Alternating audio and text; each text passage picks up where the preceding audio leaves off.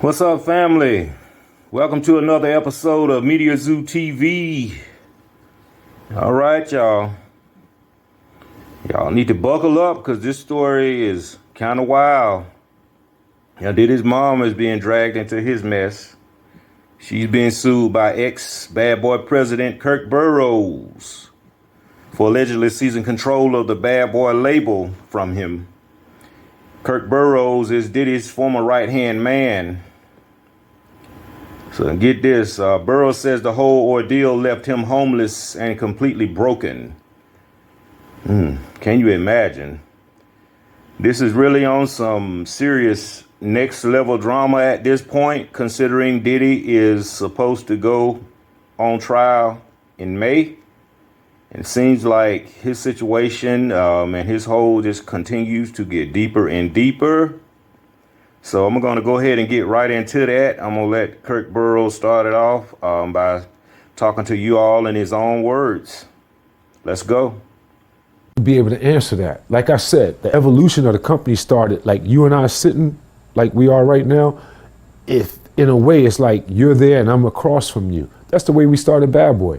I would come over to the Uptown office, my notebooks, writing down everything I needed to do that day. Oh, let's get the LLC together. Oh, call Kenny, we need the employment agreement. Oh, let's do this. Oh, we got this session to do. Oh, mostly it was productions with the producers because we were uniquely situated as Bad Boy Productions to do productions on Uptown artists productions, and we were paid through Bad Boy, through Uptown paying Bad Boy to do tracks for like Heavy D, Mary J, things of that sort. So we were very active in that, and that kept us very busy in that time to do that. And what happened along the way, we had a lot of success, got fired from Uptown. I was there helping him to build back up again, loyal, no betrayal, no stealing, family, his son's godfather. We were renegotiating Bad Boy. We had gotten over CCNY. It looked like the coast was clear. We were renegotiating with Arista. We were about to get a step up in the money. I had 25% of the company. I didn't know why he needed to get that back from me and then give it back to me again. I didn't understand that. That's like a trick, like, okay, here, I gave it to you, now give it back, and don't worry, I'm gonna give it right back to you. I didn't want to give it up. So he came into my office one day unexpected, him and Kenny Marsalis, they had it planned out. Kenny had the briefcase with all the stock certificates in it, and Diddy had the bat. Not like I'm gonna beat the shit out of you with the bat, but he had the bat like, man, we got to do this. This has to happen. I didn't feel I was gonna get beat down in that office, in all honesty. I got people that can jump out of the shadows in a minute. I wasn't threatened by him. What I was messed up over was the fact that I started this company with you from day zero, and now the one solid thing that you told me I had, you want to take that back and do a return to me on that at this critical time that we're renegotiating and getting a step up on the contract. This whole situation is just real disturbing. It's like he has a 20 to 30 year, I'm talking about Diddy, as not paying his artist, taking Biggie to LA when he was really supposed to be in London, Craig Mack dying of age, pretty much broke down, Black Rob dying of health problems, broken down, Mace and his situation, but Mace is one of the survivors because during that time period he was wise enough to leave, even though he came back that one time. But okay, and the locks. It's just a lot of a trail of broken people, bodies, just a lot of talented people that had a lot to offer, but it just paints a picture of everybody that comes into contact with him. He doesn't want them to outshine him. And people that come in contact with him all have the same similar story as far as dealing with him when it comes to business. When he told me it was about all of that renegotiating and that I should trust, I did, begrudgingly, angry, upset. It wasn't right. I did it. He got the stock back. I went on, tried to get over that, kept doing my job, doing what I had to do, delivering everything. And once again, I was caught up in the job. I forgot all about it. And next thing you know, we had the snafu. I was fired. And he just said, oh, okay, bye. And since he had never given me the stock back, he never said that he would pay me anything or give me anything. He just avoided me all these years. Not only did he avoid me all these years, running high and low, I went on and started working with Mary, who the three of us started out together through Bad Boy Productions. What's the 411? She was signed to Uptown.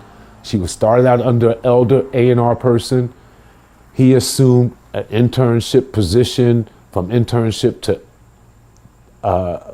vice president of AD and A&R. He assumed the Mary Project. He put that magic on it. And with all of that success, when he got fired from there, the depression sunk in, suicide attempts, me, him, and his mother holding him together, Andre bringing him back, more success. Andre fires him, more depression. I set up the company, go get the deal for distribution. Biggie dies, depression, upset, wrong decision, the worst. I'm tired of puffing him up now, because so many people had warned. I'm a little not distant, but not running after you with the shovel, cleaning up all the shit. Smell a little bit of it now. We lost the number one guy that we have. Listen, smell a little bit of it. Learn a lesson. He said, nah, you out. I didn't pursue it with a lawsuit. I looked at it like this was big, black, beautiful. I had something to do with it. It looks good. I don't want to embarrass myself in front of all the other cultures that looked at us and said they were winning. This was beautiful. And say, oh, I knew something was messed up with those guys. I knew something was wrong. I was trying to hold that back. At the same time, it was the worst thing that could have ever happened.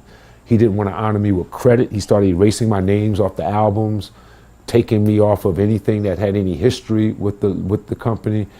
He never paid me not one thing out, percentage-wise, legacy-wise, from Bad Boy Entertainment, and I had 25%. In the legal world, I still have what they call a tolling agreement.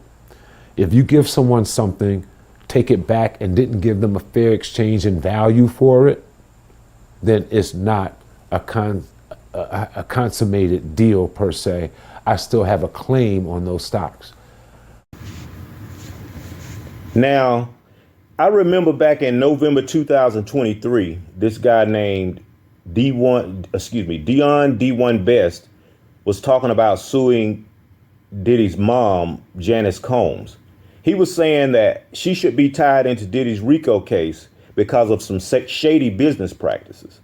And D1 claimed that Janice Combs was used to hide publishing rights from artists, including deals Diddy made with him back in the late 1990s. But honestly, I haven't heard much about where that lawsuit stands as of now. It's just like it just disappeared, or he hasn't found the proper representation to bring the lawsuit yet. I don't really know. But according to D1, his company, Finish Line Entertainment, signed artists to Diddy who worked on multiple albums for Bad Boy Entertainment. These albums sold millions of copies, with some even going platinum. But D1 says that he got nothing out of it. He says all of his publishing rights went straight to Janice Combs.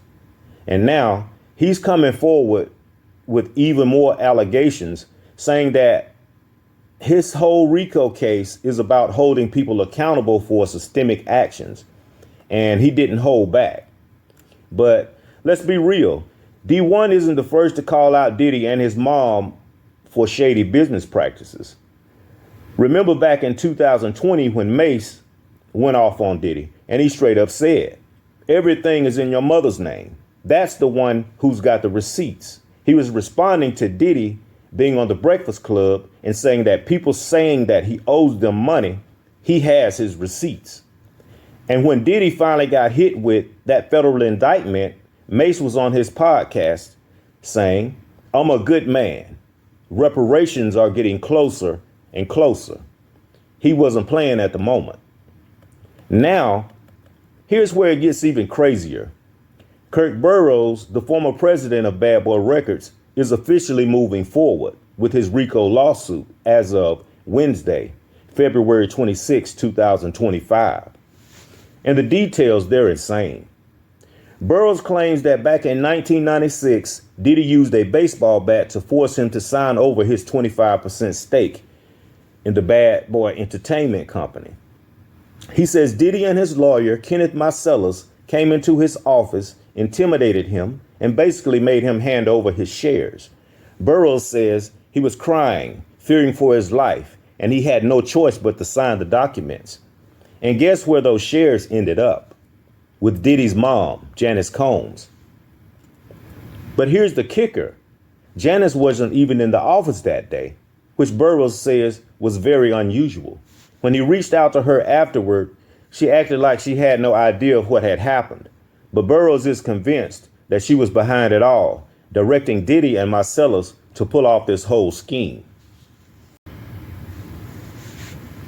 And yes, the fallout from this has been kind of brutal. Burrowes says he's been blacklisted from the music industry. He was blocked from business opportunities and left financially destitute. He's been living in shelters across New York City, struggling to survive. This man who helped build Badboy Entertainment is now homeless. And the situation is very heartbreaking.